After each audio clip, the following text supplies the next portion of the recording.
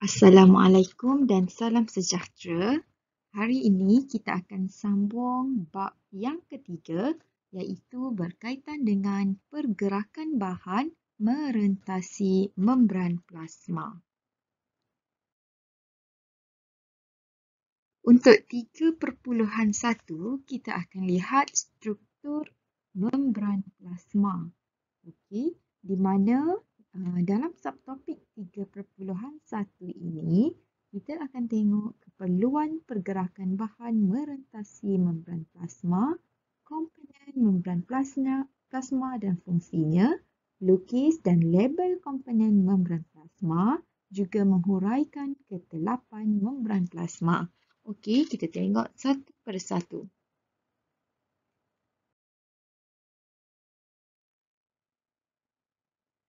Okay, keperluan pergerakan bahan merentasi membran plasma.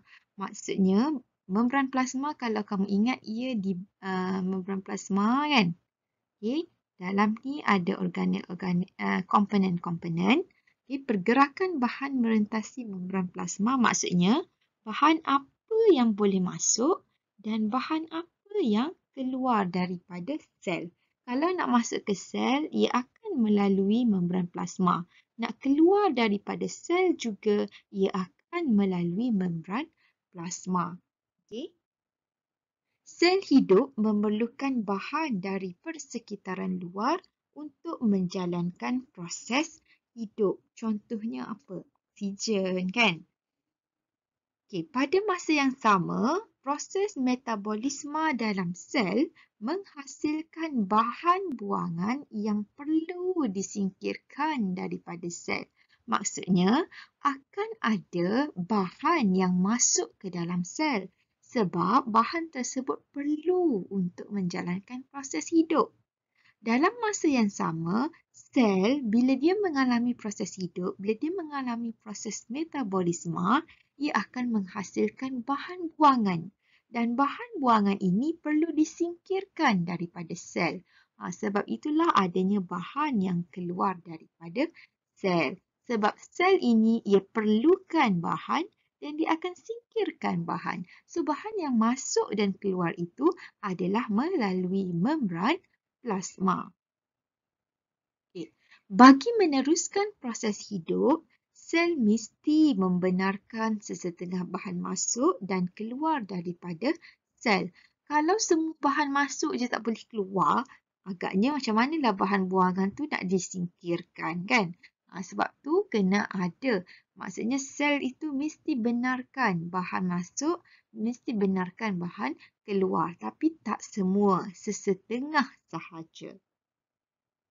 Pergerakan bahan masuk dan keluar sel dikawal atur oleh membran plasma. Sebab tu tajuk kita untuk bab 3 ini adalah pergerakan bahan merentasi membran plasma.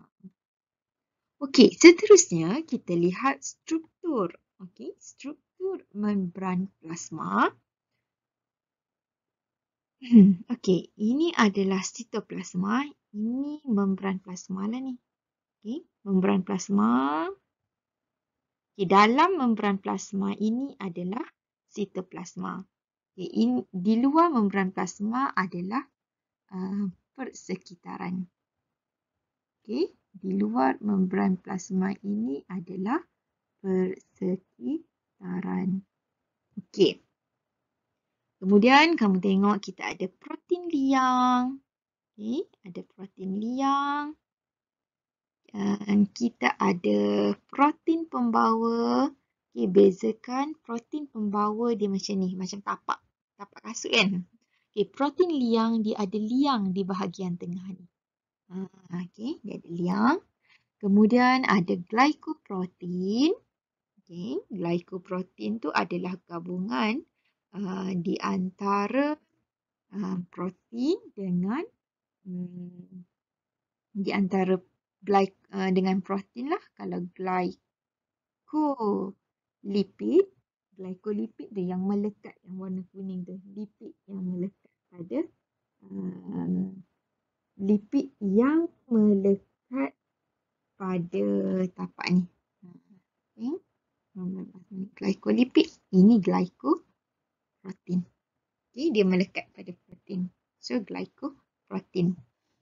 Okey, kemudian apa yang penting untuk membran plasma ini adalah ini dia struktur membran plasma. Okey, di mana ia terdiri daripada lapisan dui lapisan fosfolipid. Ingat ni, membran plasma ia terdiri daripada dui lapisan fosfolipid. Dui lapisan bermaksud dua lapisan fosfolipid, iaitu dia ada hidrofobik dan dia ada hidrofilik. Okey, hidrofilik ini bahagian atas, okey, ataupun ini adalah bahagian kepala. Kepala berkutub yang bersifat hidrofilik. Okey, apa maksud hidrofilik adalah hidro air, filik tertarik, suka. So hidrofilik adalah tertarik kepada air dan berlawanan dia hidrofobik. So ekor fosfolipid ni tadi dia tidak berkutub dan dia bersifat hidrofobik, tidak tertarik kepada air, fobia kepada air kan. Okay. So hidrofobik. Okay. So ingat membran plasma ini setiap molekul terdiri daripada fosfolipid. Setiap molekul fosfolipid itu terdiri daripada kepala berkutub yang bersifat hidrofilik dan ekor tidak berkutub yang bersifat hidrofobik. Okay, itu yang penting.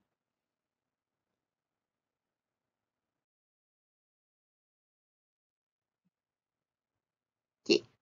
Menurut model mozaik bendalir, molekul protein terapung dalam dui lapisan fosfolipid membentuk satu corak mozaik yang sentiasa berubah-ubah. Okey, kalau kamu tengok struktur membran plasma tadi, dia ada beberapa protein kan? Protein liang, dia ada protein pembawa. So protein ini dia macam terapung-apung. Okey, dia macam terapung pada fosfolipid.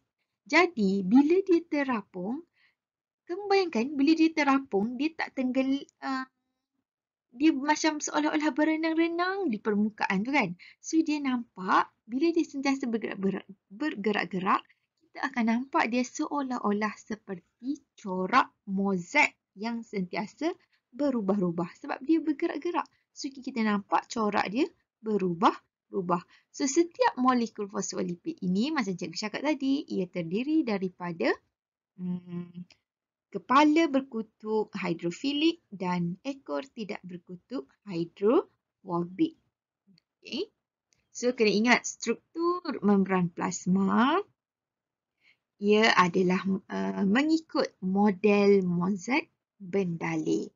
Okay. Kemudian, setiap molekul itu ada fosfolipid, kepala berkutub dan ekor tidak berkutub.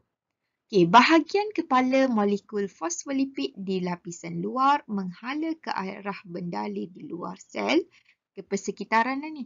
Manakala bahagian kepala fosfolipid lapisan dalam menghala ke arah sitoplasma. So, yang kat sini, yang kat bawah ni, okay, dia akan menghala ke sitoplasma. Okay. Yang kepala bahagian atas ini dia akan menghala ke persekitaran, okay, ataupun luar sel, bendalir di luar sel. Okay, kamu kena ingat ni, luar sel. Okay. Ini semua ni adalah membran plasma. Kalau selama ni kamu cuma tengok membran plasma tu satu garisan macam ni je kan. Sekarang kamu kena tengok membran plasma, ini struktur yang besar ini adalah membran plasma. Okey, membran plasma ingat balik ada kepala, ada ekor. Bahagian ekor molekul fosfolipid, kedua-dua lapisan menghadap antara satu sama lain. Inilah ekor menghadap satu sama lain. Kepala yang bawah ni akan menghala ke sitoplasma, yang atas ini akan menghala ke bendalir di luar sel. Terdapat pelbagai jenis molekul protein yang terbenam sama ada separa atau sepenuhnya di dalam membran. Molekul-molekul protein ini berselerak secara meluas di antara dua lapisan fosfolipid. Apa molekul protein tadi? Molekul protein liang, dan satu lagi adalah protein pembawa.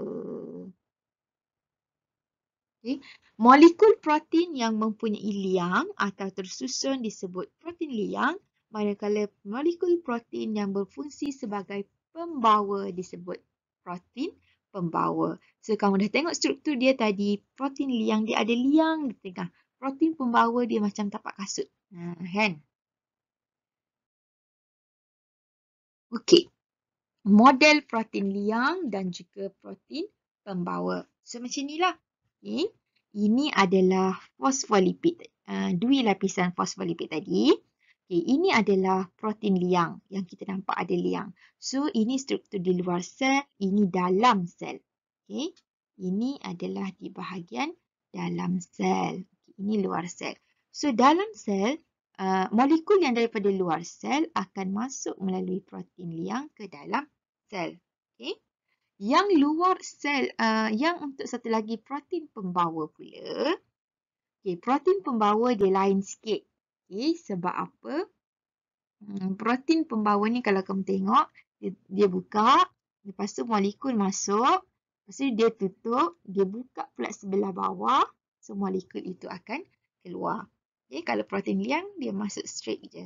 Kalau protein pembawa, dia lain sikit. Dia kena buka dulu, molekul masuk melekat, lepas tu dia tutup, dia buka bahagian bawah pula, so protein, molekul tu pun akan masuk ke dalam sel. Okey, sesetengah protein dan lipid mengandungi rantai karbohidrat terlekat padanya. Okey, rantai karbohidrat yang melekat pada lipid, fosfolipid tadi. Okey, itu adalah disebut sebagai, kalau protein yang melekat, glycoprotein. Kalau karbohidrat yang melekat, ia adalah glycolipid. So, glycoprotein dan glycolipid ini bertindak sebagai molekul reseptor untuk hormon seperti insulin, menstabilkan membran dengan membentuk ikatan hidrogen bersama air dan bertindak sebagai antigen bagi membolehkan pengecaman sel. Okey, cikgu cakap tadi sesetengah protein dan lipid dia mengandungi rantai karbohidrat. Okey, kalau protein yang melekat, kami tengok balik gambar tadi, kalau protein yang melekat, okey, kalau dia terlekat pada protein, itu adalah glycoprotein. Kalau ianya terlekat pada lipid, itu adalah glycolipid. Glycoprotein dan glycolipid ini ia bertindak sebagai, pertama, molekul reseptor. Reseptor ni dia kesan. Untuk kesan hormon seperti insulin. Yang kedua, glycoprotein dan glycolipid ini adalah untuk menstabilkan membran dengan membentuk ikatan hidrogen bersama dengan air. So, dengan adanya glycoprotein dan glycolipid, membran plasma dapat membentuk ikatan hidrogen bersama dengan air. So, dia akan jadi lebih stabil. Yang ketiga, bertindak sebagai antigen bagi membolehkan pengecaman sel. So, dia bertindak sebagai antigen lah untuk nak kenal sel apa. Okey, terdapat molekul kolesterol di antara molekul fosfolipid. Okey. Kolesterol. Ni kolesterol. Okey. Ni kolesterol. Okey. Terdapat molekul kolesterol di antara molekul fosfolipid di mana kolesterol ini menjadikan dui lapisan fosfolipid itu kuat, lebih fleksibel dan kurang telap terhadap bahan larut air seperti ion. So, dui lapisan fosfolipid, protein dan kolesterol ini dia tidak statik tetapi ia membentuk satu struktur yang dinamik dan fleksibel. Sebab tu dia jadi benda mozaik tadi kan? Sebab dia bergerak-gerak. Okay? Bentuk mozaik. Okay? Bentuk mozaik yang berubah-ubah. Sifat ini menyebabkan membran plasma mempunyai sifat bendalir dan menjadikan membran plasma lebih fleksibel sebab dia tidak statik tadilah. Okay.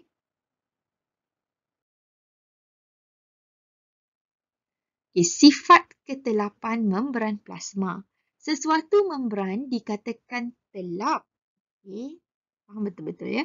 Sesuatu bahan dikatakan telap terhadap sesuatu bahan sekiranya membran tersebut membenarkan bahan itu bergerak merentasinya secara bebas. Okay, kalau bahan tu boleh masuk ke dalam sel, bermaksud bahan tersebut telap terhadap membran plasma telap terhadap bahan tersebut. Sebaliknya, membran dikatakan tidak telap sekiranya sesuatu bahan tidak berupaya merentasinya. Okey, contohnya bahan A. Bahan A boleh masuk ke dalam sel. Bermaksud membran plasma telap terhadap bahan A. Bahan B tak boleh nak masuk ke dalam sel. Bermaksud membran plasma tidak telap terhadap bahan B. Okay. So, membran plasma ialah membran yang bersifat telap memilih. Maksudnya, tak semua bahan molekul boleh masuk ke dalam sel, tak semua juga tak boleh masuk. Okay. Maksudnya, ada yang boleh, ada yang tak boleh. Membran telap memilih hanya membenarkan pergerakan bebas sesetengah bahan merentasinya dan menghalang atau menghadkan pergerakan bahan yang lain. Yang cikgu cakap tadilah ya. Dia memilih, tak semua boleh. Okey. Membran plasma mempunyai sifat telap memilih disebabkan oleh struktur binaannya, lapisan fosfolipid dan protein yang menentukan ciri ketelapan membran terhadap bahan-bahan tertentu. Okey. Lapisan itu tadilah yang menentukan sama ada sesuatu bahan itu boleh masuk ke tak ke dalam sel. Okey, sampai di situ sahaja untuk subtopik 3.1. Okey, jumpa lagi.